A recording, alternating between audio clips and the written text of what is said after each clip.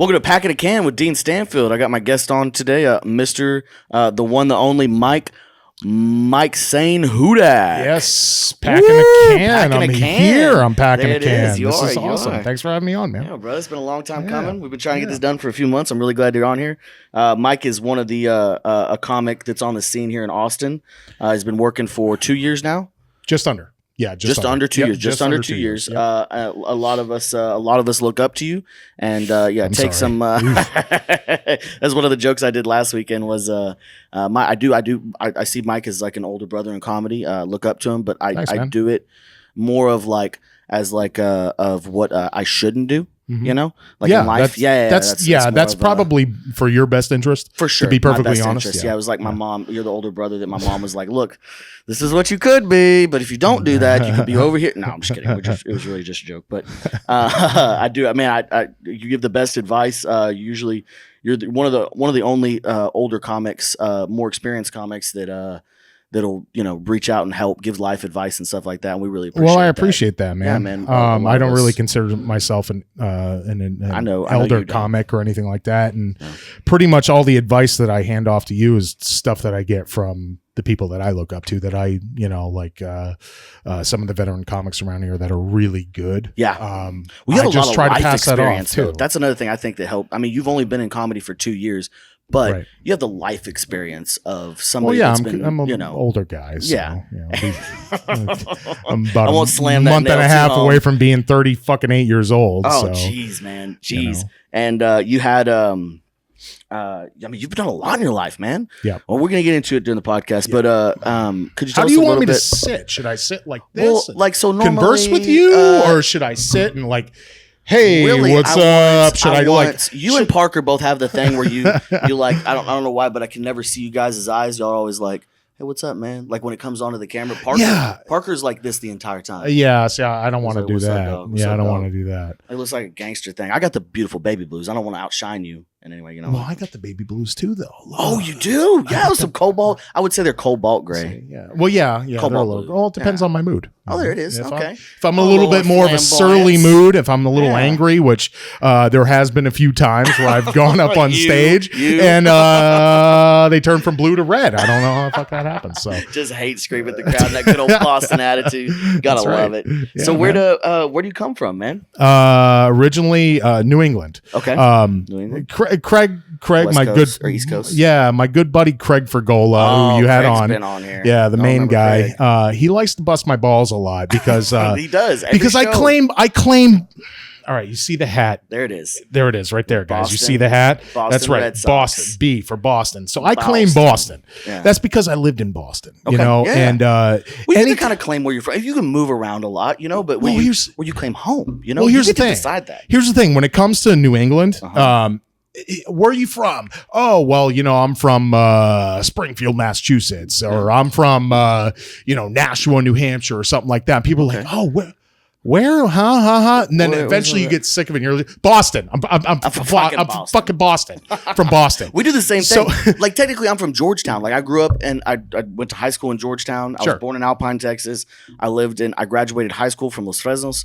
And so, but anytime anybody ever asks me, like, oh, where are you from? You know, what do you do? I'm not going to say any of those places. I just pick the biggest town that's closest. Yeah. Which is Austin. I just tell people I'm from Austin. Yeah. It's like a regional thing. Yeah, for sure. Yeah, like, absolutely. Austin, keep Austin weird. Like, no, I'm actually from a sub city. Like, don't fucking bull me in with those people. Right. Right.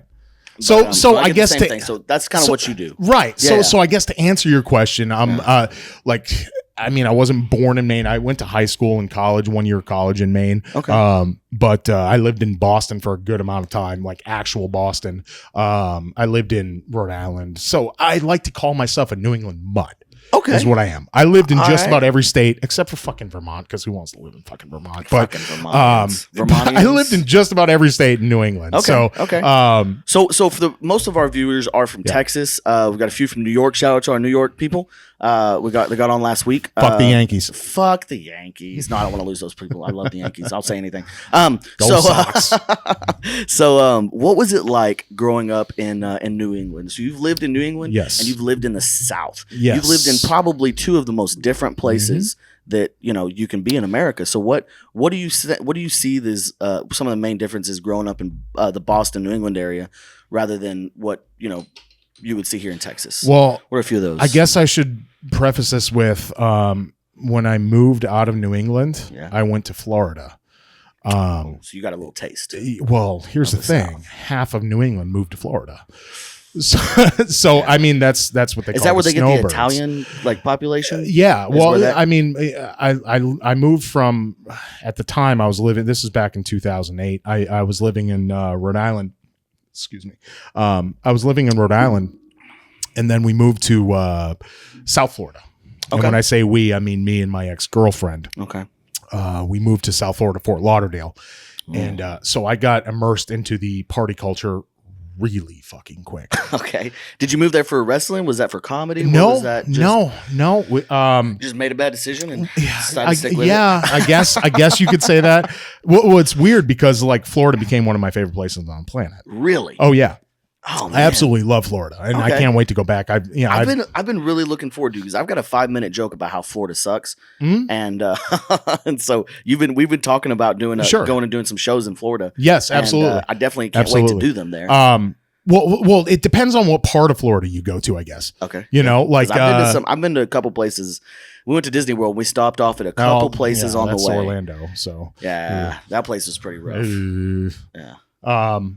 I moved from New England down to Fort Lauderdale, which is 30 minutes north of Miami. Okay. And the way I like to describe it, for those of you who have never really been to Florida or have only visited, when you're driving 95 south down the Atlantic coast, once you get into Florida and you get past Jacksonville, because you never stop in Jacksonville, whatever you do. Jacksonville's a shithole.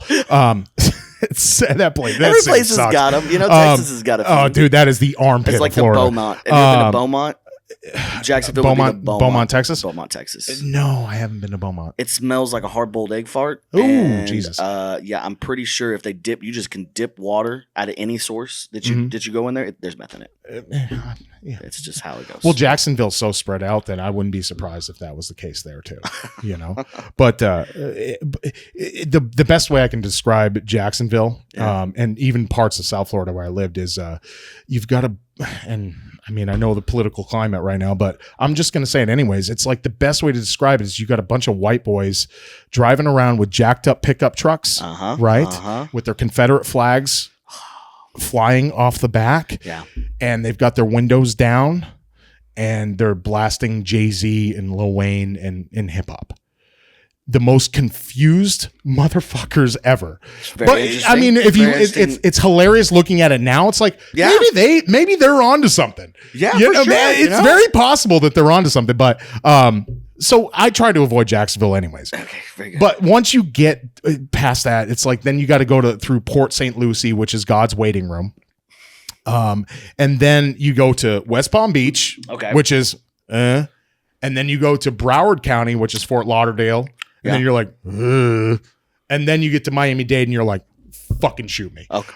No. I was kept waiting for it to get better. So it just gets progressively worse as you go down the 95 corridor going down the Atlantic coast. So I chose the middle. We chose the middle. Yeah. Before it got too bad. Yeah, we went to Fort Lauderdale and lived there for... some really good fishing just south of Fort Lauderdale. There's I got a good buddy of mine that's deep sea. Deep sea and tarpon. It's one of the only places in the world that you can fly fish for tarpon. Absolutely. Yep. Absolutely. That in South Padre. I got a buddy of mine that charters anybody that wants to do fly fishing in Texas.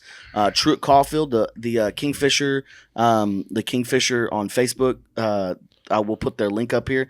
Great. Should. Yeah, for sure. Yeah, dude, I want to check it out when I go back there. Yeah. I go down once a year for a visit.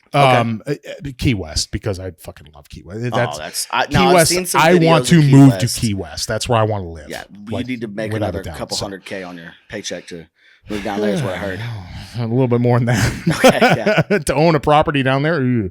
But that's a conversation for a different day. Yeah, for sure. You gonna pack a can? I'm gonna pack a can, man. Have you? So look at this. The show is packing a can, and he's going to pack a can on air. Yet going to pack a can. How about that? That's how it's properly done. You see that?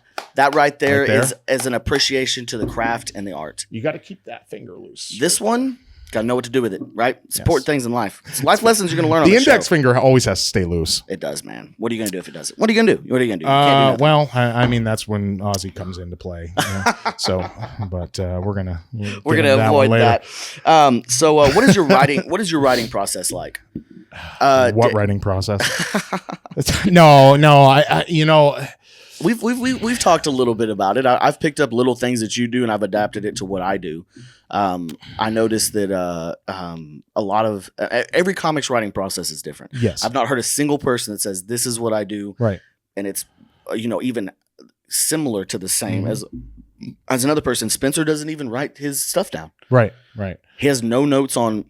He might like do a tagline on something so that he can remember that is a joke. Yep. In case 2 years from now he never does it, and then he's sure. like, "Oh, it's completely gone." Sure. But what is it? Do you freeform write? Do you? To be perfectly honest, I'm not the right guy to ask that because I'm not even 2 years in, so I still don't even know what the fuck I'm doing yet. Okay. And that's honest truth. Like I really don't. I'm still learning. I'm still in learning process myself. Yeah. But I think we all are. what I do is, I mean, let me preface this with, I work a full-time job about 50 to 60 hours a week. Yeah. During the day, I do a lot of driving for that job. Okay. So I while I'm driving, I listen to a lot of podcasts. I listen to a lot of comedy, all kinds of stuff. Like, you can't just listen to music. If you listen to music all day. No, I actually really don't. I really don't listen. And I love music. Don't get me wrong, but there's a couple of days that I'll put on a Sturgill Simpson album if I'm like really feeling it. Here we go. Yep, here we go. Rodney Carrington is coming up next. I'm sure. You know it is. Can we go an hour without talking about him? Jesus, I wouldn't want to be in that conversation. Well, we talked about this on Monday night on our podcast. We did. Fucking. By the way, plug that, man. Oh yeah, fucking A, yeah. GFY Social Club on Facebook. It was a blast, man. I walked away from that I was laughing. Thanks, Craig, man. Thanks, man. What y'all got going on is hilarious. It's very uniform. Appreciate if y'all want some, good content, you want to log on for 50 minutes and be entertained, that's the place to go. Well, and we're trying to get some good local comics and stuff like that. Yeah, on the show. You were our first comic that we had on this coming Monday night. I don't know when you release your podcast here. You told me and I forgot because I've had a few pops tonight, but so forgive me. Shocker, Mike's drinking. Mike's drinking again. Whoa. But it's on Monday. It's on Mondays, but I am this one will release around July 4th. Oh, okay. So if you've listened to GFY Social Club, you've already heard James Kerrigan, who's on Monday, June 22nd, I believe it is. Yeah. So James Kerrigan, local comic, actually he was leaving us and going to fucking. You saw him here on Packin' a Can. He was on here 2-3 episodes ago. Yeah, he's going to be on our show on Monday night. Wow, yeah. Monday night the 22nd. So what a treat! Yes, go check that out. GFY Social Club on Facebook. We're on Podbean. We're on Spotify. We're on Anchor.fm. We're on a bunch of different podcasts. Oh yeah, and it's right there. You can see it right here. Go to our Facebook page. GFY Social Club. Go follow it. Why not? Why not support? But what were we talking about? I got fucking train of thought derailed. Yes, my writing process. So I do it a little bit differently than obviously like everybody else because everybody does it differently. But for sure, since I do work so goddamn much, like I listen to a lot of podcasts. I listen to a lot of stuff while I'm at work during the day, and I'll get like ideas when I'm listening to stuff. Yeah, and then I just pull out my phone. And I'll be like, ooh, that's good. And then I'll like type in, okay, well, that's a little premise for something. Okay. And then I take it home or I go to happy hour after that because, shocker, Mike likes to drink. I'm probably one of the worst alcoholic comics that there is. Really? But I mean, nobody should be striving for that trophy, but there's a couple of you guys. Well, I wouldn't call it a trophy. Pretty Olympic style drinkers. Yeah. I mean, I get into it in my sets for about you know, yeah, good five. It's like a good 5 minutes of my set. Into it. Yeah. Well, I mean, that's who I am. Yeah. What do you? That's my point of view on things. That's who I am. So I'll like write down premises for ideas, and then my writing process is I'll take a look at it and I'll be like, okay, so where's the funny in this? Like, I'll think of something that's like, oh, that's kind of a cool little idea for a joke.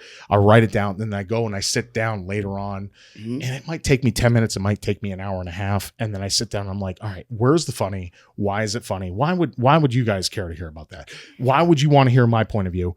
And this is why it's funny.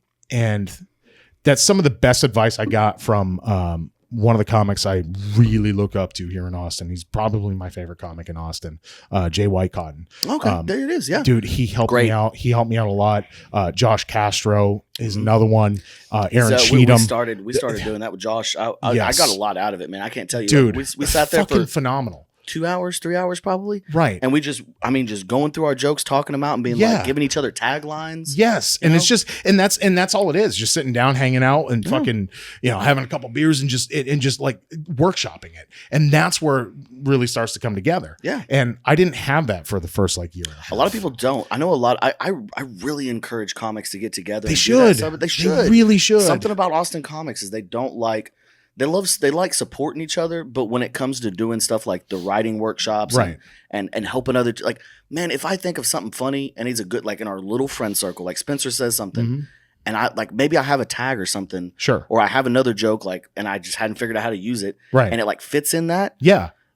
Other comic groups would then try to design a joke around that using their premise and try to make it different. I'm like, bro, here, use it. You know, if you would like to, I'm not going to be over. That's why I won't do it to other comics that I don't know. But to somebody like Spencer, sure, be a friend, man. Absolutely, help him out. Well, that's. I mean, at the end of the day, we're all just a bunch of struggling nobodies, just struggling open micers, trying to write a good dick joke. Yep, that's all it really is. And just trying to find your point of view on things. That's something I didn't understand right off the bat. I was like, oh, this would be funny because this could be a funny punchline.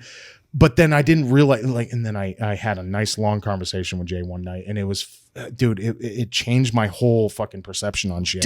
Wasn't that one of the nights you told me when I told a joke, dude? For and you were 4 hours, I had a conversation with him, and him and I just sat there in a parking lot, and we were just like, he's like, it was an education and a half. Yeah.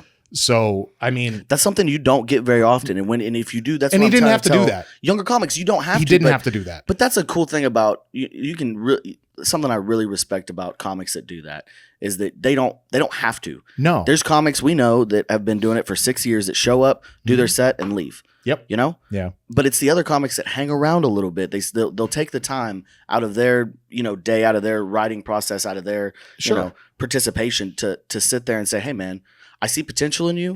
Mm-hmm. I would like, high tides raise all boats, Right. Let's try to get you, get along with the process a little faster. Absolutely.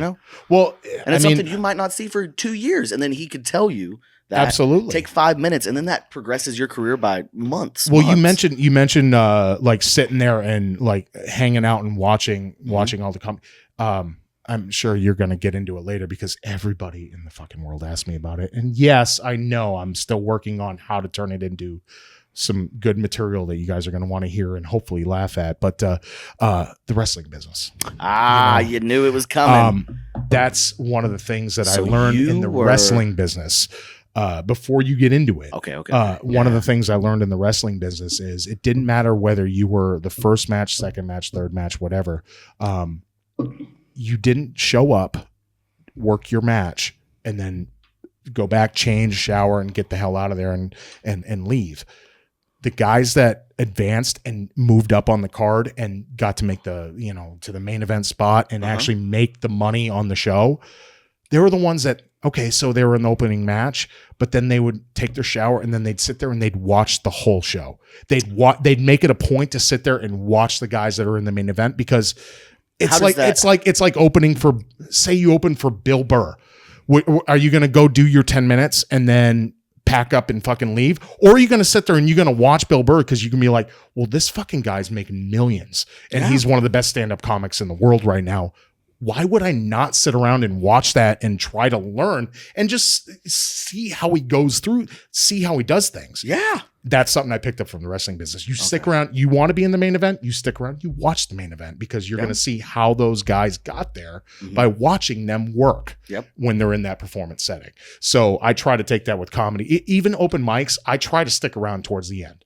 Yeah. Because I want to, you can learn both from like what people do well and what they don't do well. Yes. I mean, who the fuck am I? But still, it's just something that I personally believe in. Yeah, so. I completely agree. I view it, and I didn't think about it from that aspect, which I'm going to from now on out, here on out. But I look at it as like last night we were at the game day. Yes. And I hosted, and Jason was not feeling well, so he asked me to host. I went in there, and the comics in Austin and comics, I'm sure, I don't know how it is in other cities. I'm sure it's just as bad. You can apply that city anywhere. Yeah, there's 13 people sitting outside smoking cigarettes. We got 10 people in an audience. Like Jason usually leaves it alone. He'll go out there and kind of remind everybody. I walked outside last night and I was like, hey, if you get one cigarette every 5 comics. If not, I'm gonna put you at the end of the list. Like, y'all need to come in here and support. We can't. What are we gonna do? Like, it's hard to get people to do that. You've heard these jokes 30 times, yes, but still support other comics. That's one of my biggest things for open mics. I'll make people feel bad. I agree. Yeah. I agree, but I mean, here's the thing. I don't want to say it's like kangaroo court, but it kind of is. The people that want to get better are the ones that are going to hang around, and those are the ones that you're going to notice that they get better because they're hanging around and because you're seeing how they are when they're at an open mic or something like it. Like, you notice the people that are like, all right, I did my set. I'm going to go out and I'm going to smoke for an hour and hang out and do the politics. Yeah. Well, yeah. I mean, that's only going to get you so far though. Yeah. Personally. I mean, like I said, this is just my personal opinion. Yeah. But, and you can see it shows. Well, thank you. I don't know if that's a compliment or a fucking. No, it's not. It's a compliment. It's a compliment, and it's not only you. It's not only you. It's the other comics that stay and hang around, and watch, and they're diving into it. You can tell the difference between somebody that's doing this as a hobby and somebody that's doing this as a passion, right? And that's fine if you want to do it as a hobby. There's nothing wrong. I mean, you're stealing our stage time, but yeah, I don't know about you, but even if I was doing it as a hobby, I would want to do it the best that I possibly could. Maybe, yeah. Who wants to just be like, well, what do you do for a hobby? I'm a painter. Really? Let me show you show me some of your paints. And it's just like fucking stick figures. Like, well, I don't really put any time into it. It's just I draw stick figures. Okay. There's people that do that. I mean, okay. They find the hobbies and they're not really there to get good at it. They're there so that they can be in a group. That's a lot of comics. If you're doing something as what are they comics just because the cults didn't find them first? If you're doing something as a hobby, you're obviously passionate about it. So you want to. I mean, that's like I said, it's just me. But if I'm doing something that I enjoy doing, I want to do it to the best of my ability. Yes. And that's the only way that I know how to do it is like sit there and pay attention to what everybody does on the show. See the guys that are guys and girls, I should say, and trans or whatever. Yeah. See the comics. See the comics. See the good comics. You know what I'm trying to say. Yeah. See the good comics and see how they got to be so good. See how they work out their stuff on the open mics and try to apply that. Talk to them. Be like, hey, how did you get to that point? Here, like, what's a lot of them won't come up to you. It's hard for a comic to go up to another comic and talk to people about it. But if you ask, there's not many comics that are going to blow you off. There's a few. There's a few. Well, but most comics, if you just walk up to them and be like, hey man, just like if you're a new comic and you haven't ever been to an open mic, sure, you can contact me. I'll show you the pages to go up on. We need more comics. In Austin, I think we could use them anyway. If you go there, find a comic that you thought was California, funny. move here. Mike, what are you saying? What are you doing? No. More comics. Oh, yeah, for sure. But find one of the comics that you think looked good on stage, that did a good set, and ask them, hey, man, what do I need to do to get to where you're at? And I guarantee none of us look good on stage, but I know what you're saying. Some are better than others. You can tell the difference.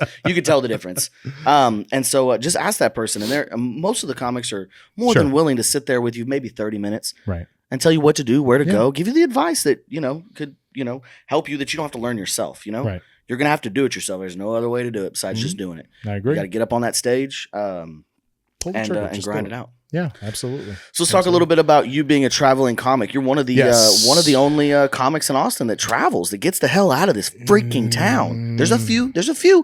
One of the only ones. Use that word traveling comic, that phrase, with a grain of very loosely. Mostly, All right. So, yeah, I mean, I do other cities and towns and stuff like that, but the majority of the time, you go frequently to California and Florida. Well, I wouldn't say You've frequently. Well, Florida, it's. You've been to Louisiana. Yeah. Well, here's the thing. Like when I travel for either work or a vacation or something like that, I'll try to like network and connect with people that are in that area and get booked on. Get some time, get some stage time. Yeah. So that's how I would be a traveling comic. That's not, I wouldn't consider myself a traveling comic where it's like, you're I'm not a like touring comic. Right. You're not I'm not a touring comic. That's a different thing. Right. Traveling comic, I think, is fair. If you've been, if you're actively trying to go to different cities and perform your art in different places. Sure. So that you aren't just in your little bitty safe place. Absolutely. You're going out and putting yourself out there. Yeah, absolutely. Yeah. Absolutely. And I really enjoy doing that because the best part I get about that is I get to see other comics and get to hang out and network with other people. And that's one of the biggest things in comedy anyways, is networking. Yeah. Just who you know. It's a lot about it's just like anything in life, but especially in comedy.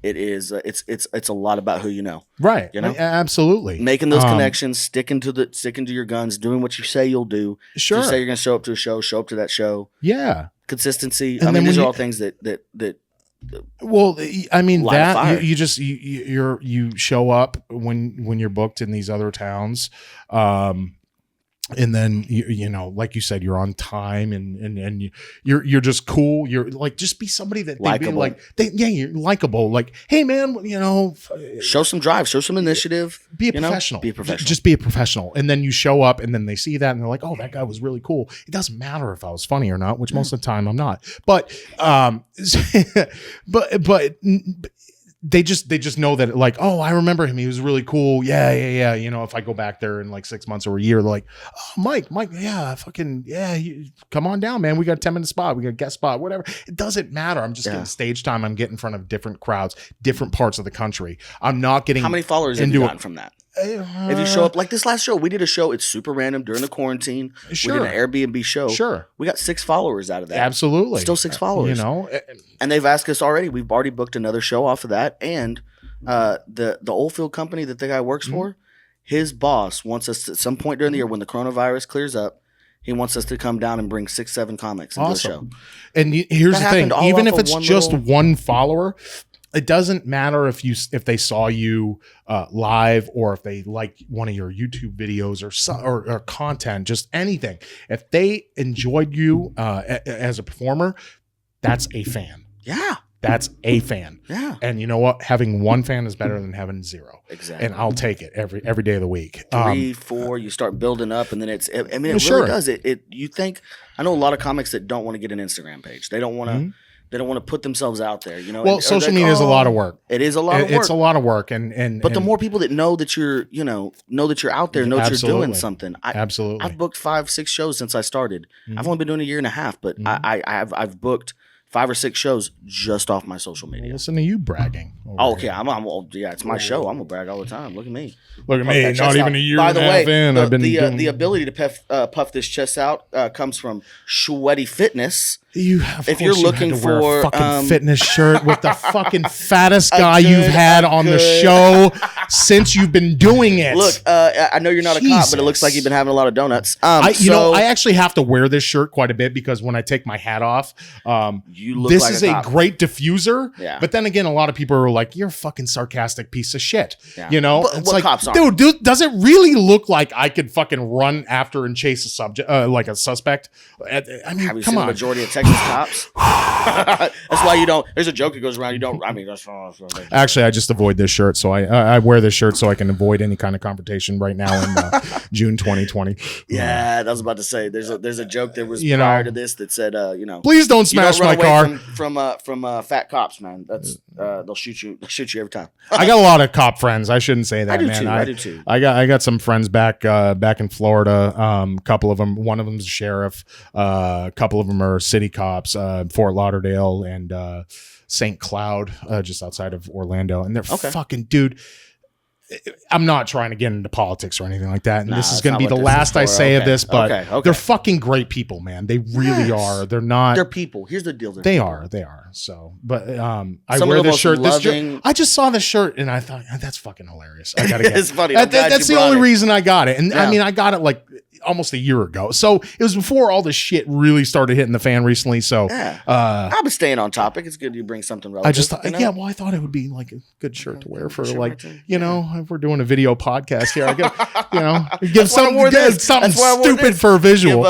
Give my buddy works out at House of Gains. If you're looking for a trainer in Georgetown or Austin, Texas, he's your guy. If you're getting ready for military, he does specifically, as you can see here, he helps anybody looking to get into the armed forces. Nice. He does the pre-training for that. Nice. So a big supporter of veterans. When I see the name Schwetty, I just Schwetty. His last name is Schwetner. Okay, gotcha. It's well, I mean, you remember years ago the SNL skit with Sweaty Balls. Yeah, Sweaty Ball. I've been telling him he needs to get like those kettlebells and then sell them as the sweaty balls, the giant sweaty balls. So write that down. Tell him that. What is your first workable joke? The first joke you came up with that you thought, Christ, I can sell this in a show. I can sell myself with this joke. What was that? I still don't have anything I can sit there and be like, I could sell this on a show. But Jesus. Or maybe the one that made you think like I can actually be a comic. I can write something worth giggling at. Well, I still don't even think that. But to be perfectly honest, like the first premise I thought of, and I was like, I could turn this into something. And to be perfectly honest, I'm actually still working on this. This is one of those things where it's like, how the fuck can I do this and actually make it like so it's my point of view? Mm-hmm. And I've done it a few times at like open mics, and I just like fucking around with it. But just to kind of give you an idea, I was sitting on the beach in Key West on vacation, and I was sitting there, and it got into like the drugs thing, and I was sitting there, I was like, I don't know how to go up and buy drugs from a drug dealer. I'm not a drug guy. Okay. So I was like, how the fuck do I go up and buy drugs from somebody if I don't know? What do I do? Do I go up to the guy and be like, hey man, you got a fucking menu? Do you just pick a sketchy looking dude or like, just random. Hey man, you or you know that he want some cool drugs. Shit. Yeah. And I was like, oh fucking dude, you got a menu? I mean, none of this is actually accurate because I mean, I bartended on the beach in Fort Lauderdale. I know well about drugs, but I just thought it would be a funny premise.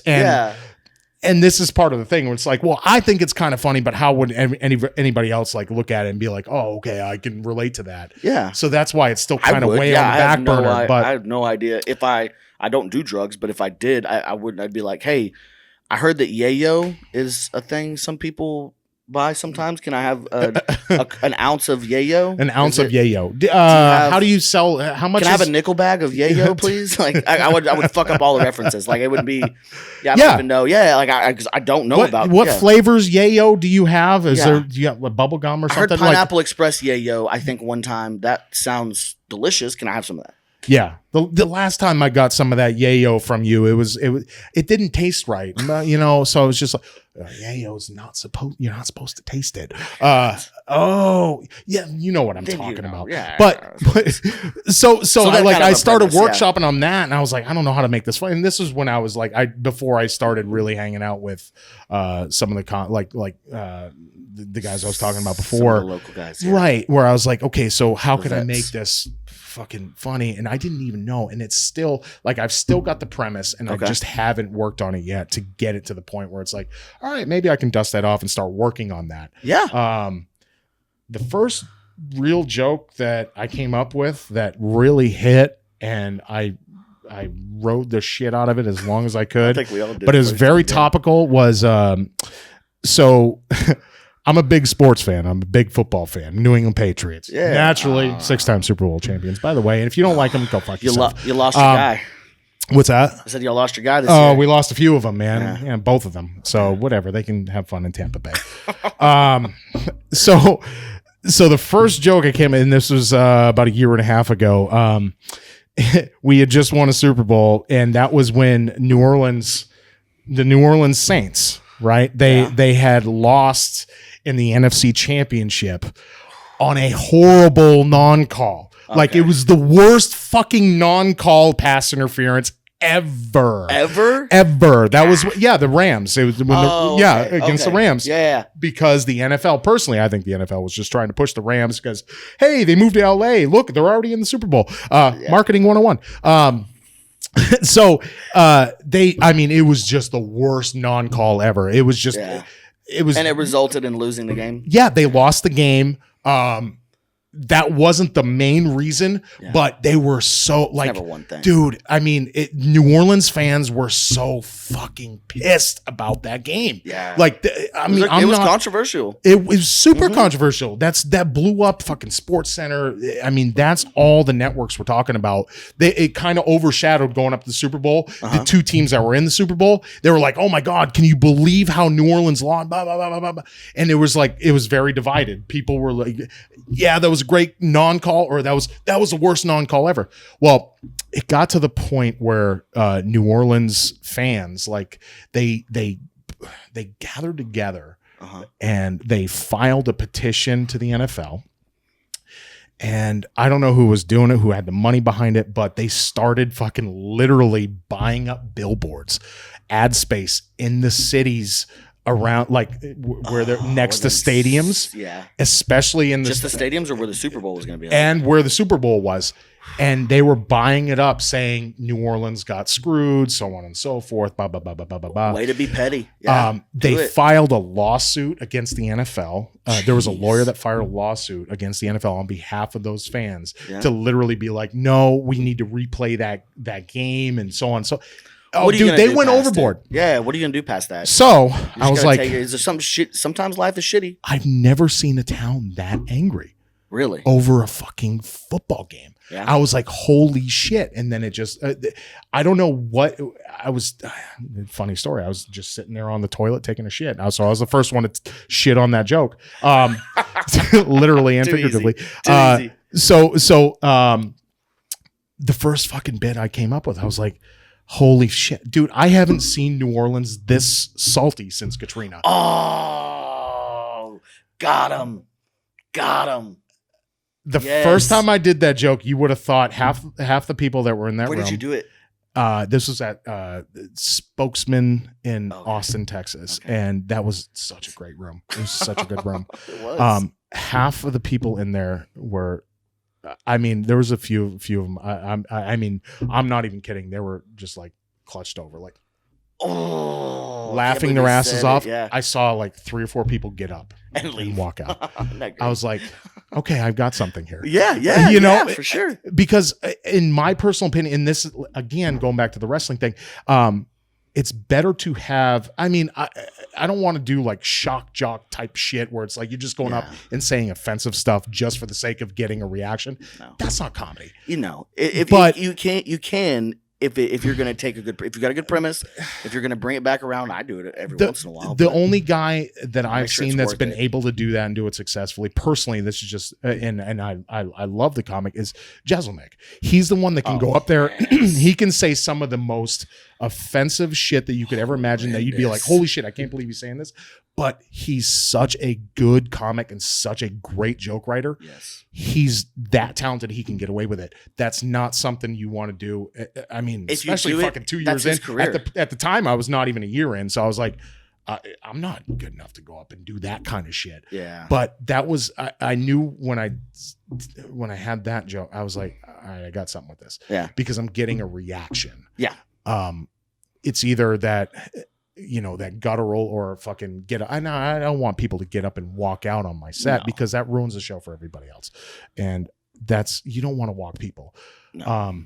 But the guttural reaction, that to me, that's comedy. Yeah. I like, if you're going up and you're telling jokes and it's like, ha ha ha ha ha ha ha, chuckle, chuckle, chuckle. It's like, that's good. Yeah. But the real killers, the real murderers, they're the ones that get that fucking, like Jeselnik is great at it, where he drops that joke and it's just like, holy I can't shit. believe he got away with that. Oh man. Yeah. Oh, that is you know, that real guttural reaction. His motorcycle joke to this day is one of my favorites. Yeah. Oh, Yeah. Showed that one to my mom. Yes. And then I did not turn it off quick enough because the joke after that was the crucifix joke. Mm-hmm. Right? It's just, you can look up Anthony Jeselnik for those. I don't want to put those on the show. He's got 2 Netflix specials out, and they're both freaking fantastic. So speaking of people walking out of shows, bombing. Yes. Let's talk about it. Bombing. Yeah. Where was who doesn't bomb? Who doesn't bomb? Who doesn't bomb?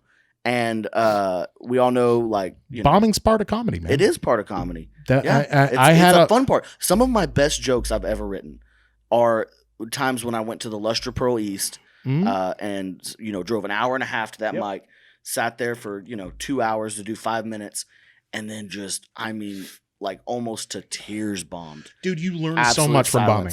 And then I walk outside, get in my truck, and I'm like, I'm not leaving this parking lot until I have a funny joke. Yes. And then sitting there, and some of my best jokes written after I bombed. I've worked when I've done some of the rooms and I just absolutely just eat it. The first 6 months to a year, even up to about year and a half. Almost a year and a half ago. About a year and a half in.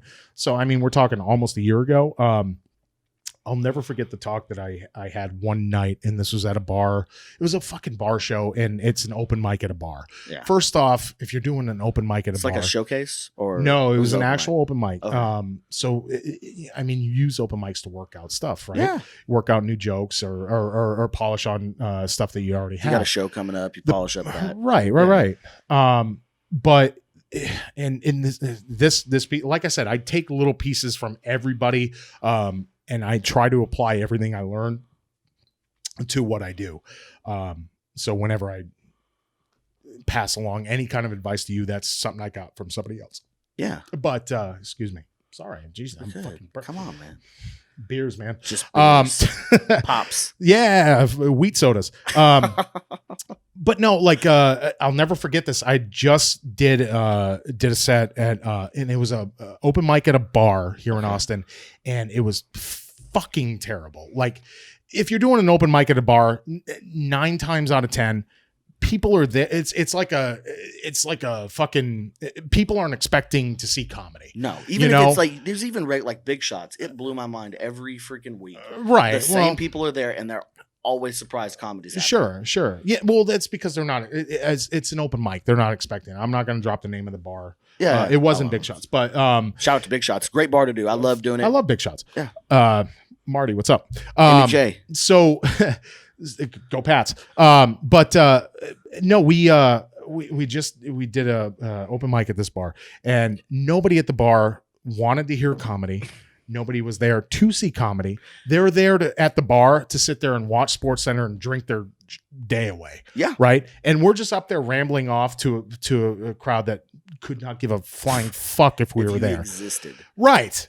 So I went up and I was working on a couple of new bits, and then and then I worked on a couple of things that I'd already done, and got zero reaction, and fucking bombed. Ate it hard.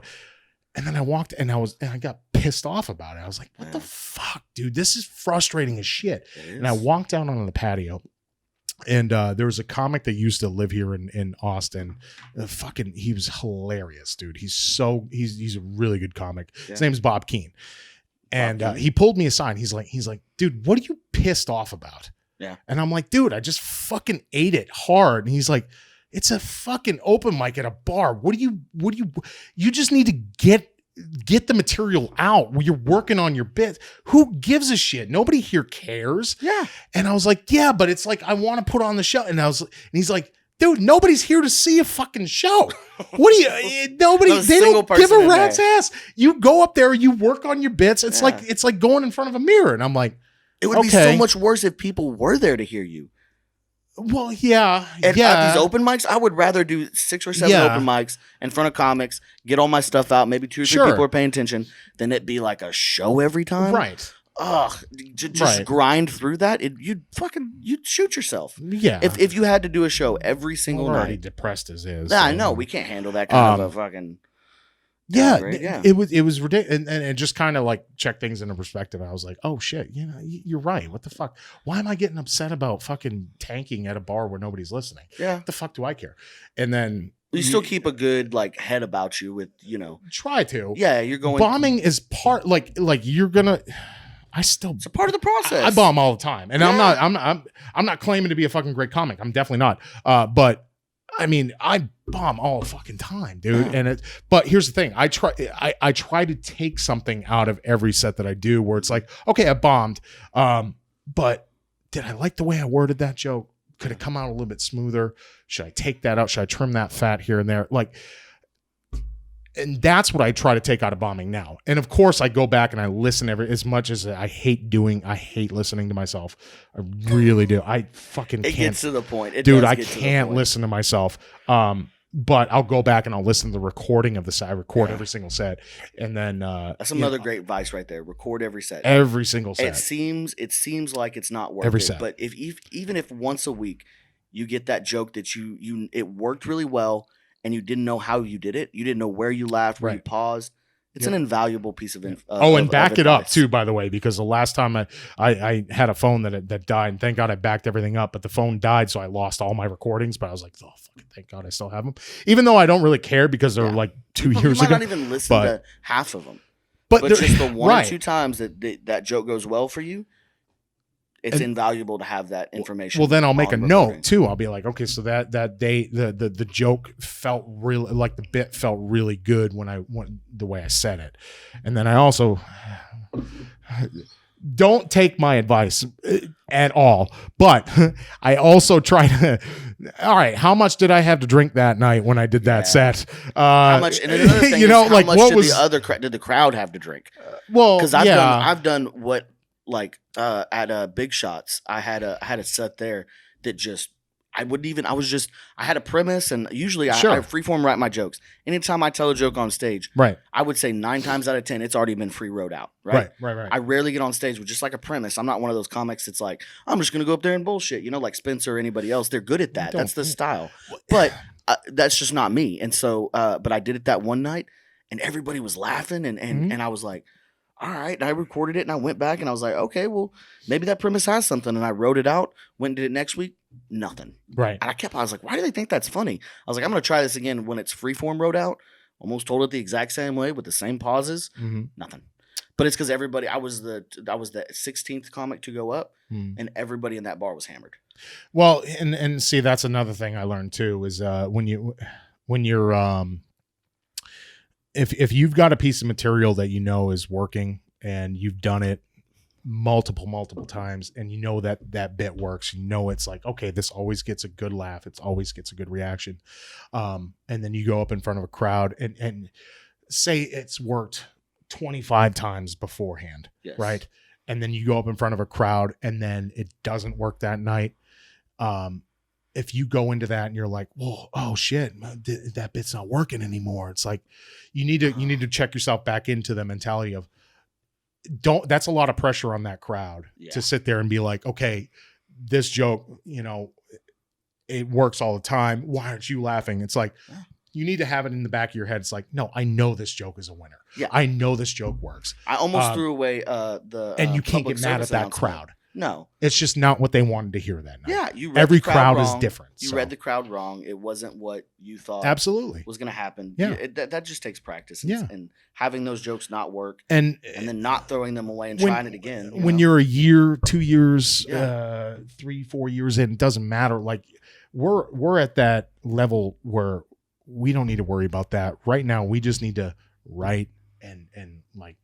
Just get work on stage.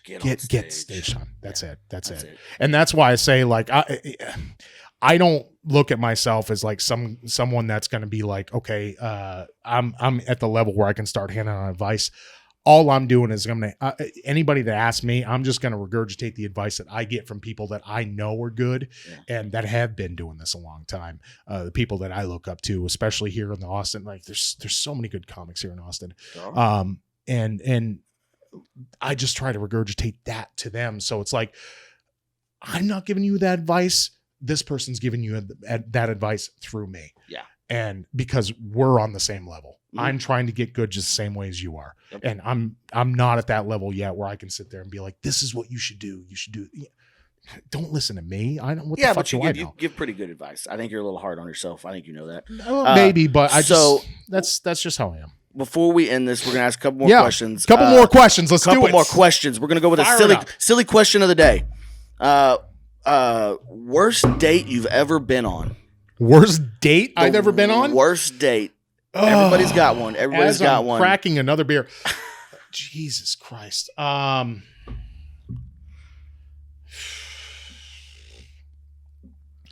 I wouldn't really call it a date, and this is going to probably incriminate me, but oh jeez, those are the fun ones. When I was in the wrestling business, there was we have this term in the wrestling business. It's called ring rats. Ring rat, yep, buckle bunnies. Ring rats. Rodeo career in the rodeo, we call them buckle bunnies. Buckle bunnies. Yeah. Music industry, they call them fucking groupies. Yeah, same. They see you have a buckle. In comedy. Thank you, Ozzy. Chuckle fuckers. Yes, absolutely. And there's men versions of them too. There's man versions of them too. So there was this one girl, and this goes back to 2000 and I want to say it was 5. Okay. And I was living in Providence, Rhode Island, about a mile away from Brown University at the time. Okay. Me and one of my best friends, he was a referee. We were both traveling all over New England, New York, New Jersey, Pennsylvania, all over the Northeast, all the way down to Maryland, Ohio. Yeah. We were working for a bunch of different companies, independents. And there was this one girl that worked for an independent company in Connecticut, and she was a manager. She was a valet or whatever. She was a piece of ass on the show. Okay. Eye candy. Right. Okay. And she wore like she used to wear like a business outfit, but it was like a skirt, and she used to come out and she would manage one guy, but she was always taking notes, and that was her glasses and the long brown hair, and she was hot, dude. She was sexy, cutie. Dude. Yeah. She always wanted to party with the guys, but nobody would ever hang out with her because they all thought that she was like, oh, well, she might be a stooge. She might be sitting there trying to set somebody up or whatever. We worked a show that she ended up getting booked on. How I forget how, but it was in Providence. It was right down the street from our house, like our apartment that we lived in. We used to call it the party pad, Mike Saying Rich Bass party pad. And shout out Rich Bass, by the way. Mad crew. Anyways, so we used to fucking party there after all the shows. Yeah. And at that night, like everybody that was on the show, they all fucking came over. Like, I'm not talking crowd, I'm talking the locker room. Like, all the boys. I mean, you're looking at probably 15, 20 people. Yeah, dude. And we were packed in, and we had a beer pong room, everything. Ooh. I mean, everybody they brought booze for days, and it was like a fucking frat house that night. And she showed up. Okay. Right? Yeah. And I had no idea she was into me, because I was like, well, I'm the big ugly fucking angry heel. I was the bad guy. Yeah. Okay. That was your character. The whole reason she wanted to show up is to hang out with me. And I was like, okay, that's cool. I didn't know. She ends up getting hammered. And then, like I said, I'm probably incriminating myself here. She was old enough, guys. She was like in her fucking early 20s. I'm not. Yeah. But no, adults. Yeah, she well, absolutely. She was only a couple years younger than me. She was sexy as hell too. Yeah. So we ended up hanging out that night, and we were all partying. We were fucking playing beer pong. We were playing beer pong with liquor instead of beer. It got fucking nuts, it's like dude. A mixture for a bad time. Yeah, dude. And we were in I'll never forget. We were in the middle of a game, and she grabbed me by the shirt and dragged me into the room. Okay. Ooh. My bedroom was right across from the beer pong table. Yeah. Locked the door, and we did what we had to do. Oh yeah, tic-tac-toe. For some reason, the girl was extra loud, so we ended up having the whole party stop, and they were outside my door. Oh man, giving a round of cheering us on, like, yeah. And I was like, what are you gonna do? What are you gonna do? Fuck yeah. This is, yeah. So we did what we had to do. And I was like, oh, well, that was a lot of fun. And then everybody took off. She stayed the night, naturally. And because it was like in January or something in Rhode Island, there was a snowstorm that hit the next day. Okay. She ended up staying with us for a fucking week. Ooh. She lived like 3 hours away in Connecticut. And she wouldn't get to that snowstorm. She wouldn't leave. Oh, man. So it was fun for the first night. Yeah. And I was like, oh, no, this is great. Okay, gonna hang out for another day or so. And then. Yeah. So then I ended up acquiring a live-in girlfriend that I was not expecting for like 4-5 days afterwards. And that just like, how do you say that? You know, like, hey, I know there's a snowstorm out there, but I was like, dude, you're about taking off. You're hot. And I mean, we can only do this so much. Can you like go home? Like, can you leave? Like, I know it's a long drive. I'll pay your gas money. Just fucking leave. Leave. Just please. Yeah. Oh, my buddy Matt wants to sleep with you. He lives an hour away. Go to his house. You know, like. So, oh, man. Yeah. Whenever I think of worst date, because I mean, who hasn't had a bad date? Oh, yeah. For sure. But that has to be the worst because it was like it was a one-night stand with actually it ended up being a 3-night stand with a girl that she ended up staying for like 5 days at the apartment. It got to the point where I was like, are you gonna start paying rent or like, are you gonna help us out with our bills this month or what the fuck? You need to get on our mailing address. What's going on here? That has to be the worst date I've ever had. Yeah. So there you go, guys. There's some bones for big Mike HUDAK. Bones from Mike HUDAK. Jesus Christ. I like it. Well, thank you so much for coming on the podcast. No, thanks, man. That was awesome. Like I said, I really look up to you, and I know a lot of comics in the area do. And we appreciate your all the time that you dedicate to the craft. Thanks, man. And really looking forward to see what your comedy career has in the future. We'll see what happens, man. So let people know. Fucking find me on Facebook. Find me on Instagram. I don't do Twitter because Twitter's fucking a nightmare. It's just a bunch of people yelling at each other. So find me on Instagram. Find me on Facebook at Hey, it's Mike HUDAK. And dude, please check out our podcast. Me and my good buddy Craig Fergola. This asshole was just on it on Monday the 11th, I believe it was. There it is, and or the 15th rather. 15th, yep. Yeah, Monday the 15th of June. Dude, we're on podcasts. We're on Spotify, Podbean rather, Spotify. We're working on Apple Podcasts and Google Podcasts. Y'all giving out awards. There's so much stuff happening on that. Dude, we have a good time, man. We have a good time. It's called GFY Social Club. Check it out. Hashtag GFY Social Club. Fuck yourself. Yes. Or it could be good for you. Good for you. GFY is subjective, guys. It is. Get fucking yoked. Whatever. It doesn't matter. GFY is subjective. The only thing that matters is that you hashtag join the club. Hashtag join that club. We're going to put that up here. All of HUDAK's credentials and places where you can find him is going to be on this wall. Monday nights and Thursday nights. Yep. 7 p.m. Eastern, 6 p.m. Pacific, Central. I can't even talk. I've had 4 Lone Stars. The point of the story is go follow the club. Go join the club. Hashtag join the club. Hashtag GFY join the club. Let's put our guns up. That's how we end the episode. Guns right here. Ready? Guns up. Bang, bang. Bang, bang. Pow, pow.